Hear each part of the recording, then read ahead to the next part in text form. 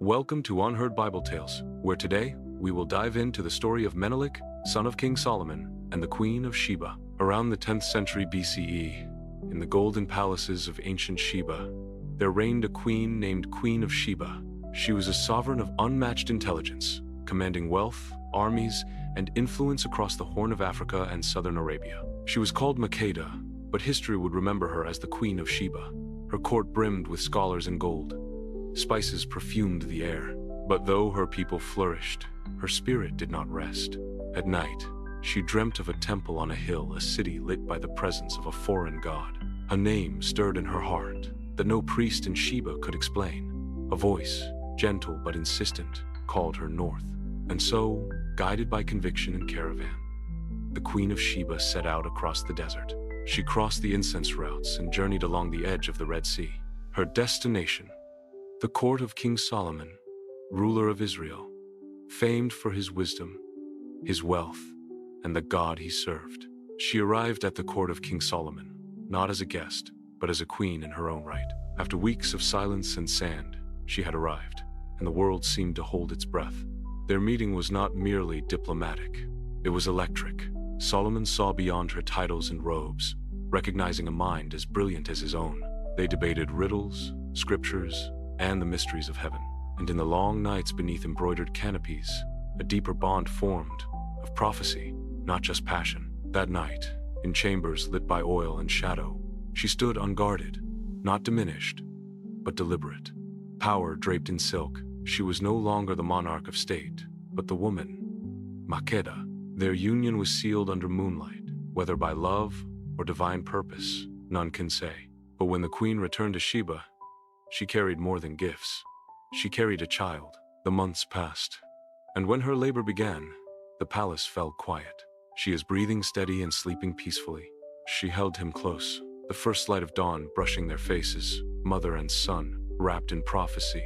The infant's cry pierced the silence, and the queen pressed him to her chest. She named him Menelik I, meaning son of the wise. Makeda held him through the nights. He grasped her fingers. He listened to her voice tell stories of kings and stars. And in those earliest days, he was not a prince. He was simply her son, long before he saw it with his own eyes. Menelik had already wandered through Jerusalem in his dreams. As a boy, he sat cross-legged in the palace schoolrooms of Sheba, learning not just the laws of his own land, but the stories of another land. Stories of a God who walked with fire and cloud, who spoke through prophets, and dwelled in a golden house called the temple. His tutors read from scrolls written in a language his mother called sacred. He asked questions no one could quite answer. His heart was half in the highlands, and half in the hills of Zion. By the time he turned 22, the ache had grown too loud to ignore. Queen Makeda, regal, aged now but still radiant, took his hand in hers. She told him that if his journey took him away from her, he should go with her blessing. She handed him a scroll to deliver to the king. "Go quietly, my son. Let no one know whose blood you carry, until the moment demands it." Across burning deserts and starlit plains he traveled, carrying incense and questions. When he arrived in Jerusalem, the city did not answer him in trumpets or fanfare. When he arrived, he walked the streets and didn't tell anyone who he was.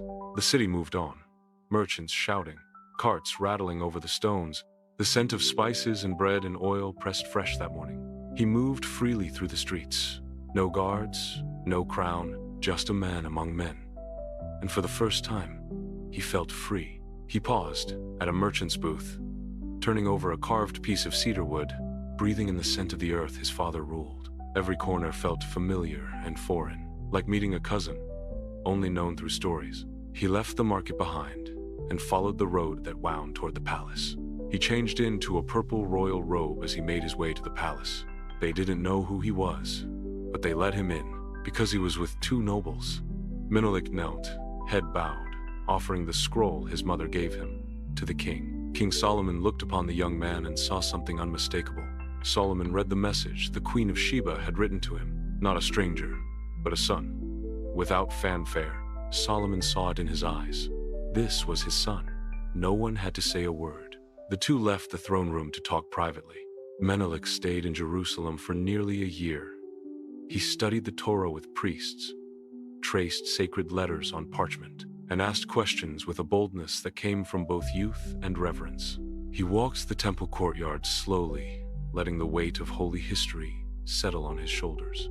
And one evening, on a rooftop overlooking the city, Solomon shared something sacred. He said he had not built the temple for himself alone, nor only for the God he served. He had built it for the child he never thought he'd meet, a place where questions could live, where legacy could speak without words. That night, Menelik understood something deeper than doctrine. He did not come to claim a crown. He came to confirm a calling.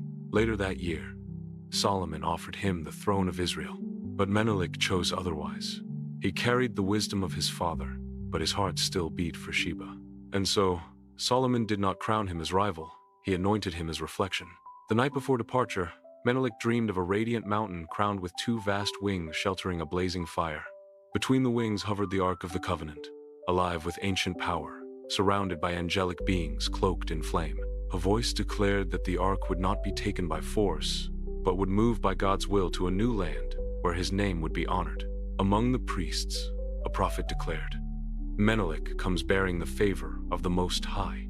To oppose him is to oppose God's will. The Ark shall go with him, for the Lord has chosen Ethiopia as his new dwelling place." Under cover of night, Azariah, son of the high priest, and fellow priests, placed the Ark within Menelik's caravan. But they were not alone, for angels walked among them, unseen by mortal eyes, guarding the holy. They moved with quiet respect, not as thieves, but as men carrying out God's will. They walked together, priests and angels, carrying the holy into the night, unseen by one another, but bound by the same purpose. They lifted the veil, light poured out, and every heart fell silent. Under the cover of night, a group moves with purpose across the silent Israeli countryside. Their figures are barely visible, a clandestine procession against the dark landscape. Each step is taken with hushed urgency, the weight of their mission pressing down on them. They are secretly transporting the Ark of the Covenant out of Jerusalem. Menelik and his entourage return to Ethiopia, the sacred Ark of the Covenant at the heart of their procession. Jubilant crowds surge forth, their faces radiant with unrestrained joy and profound relief. The air vibrates with the collective energy of a nation reunited, their cheers echoing across the land. Makeda greets Menelik upon his arrival in Ethiopia, her face shining with delight. She embraces him tightly, overwhelmed with relief at his safe return. The Ark of the Covenant casts a gentle, golden glow, illuminating the palace. Servants busily prepare for Menelik's coronation, embellishing the palace with vibrant fabrics and jewels.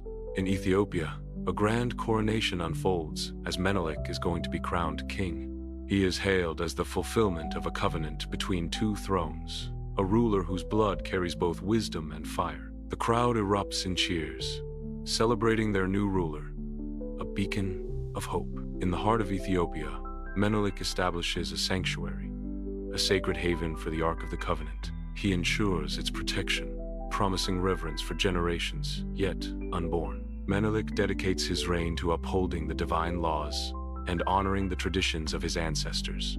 Menelik stands on the Ethiopian highlands, his gaze embracing the sprawling kingdom before him. His thoughts drift to the enduring legacy of Ethiopia and the sacred covenant with the House of Solomon. The Ark of the Covenant remains a timeless emblem of their unwavering faith and heritage. The setting sun casts long shadows across the Ethiopian mountains, painting the sky with hues of gold and crimson. These ancient peaks have watched kingdoms rise and fall, but in their silence, the name of Menelik endures.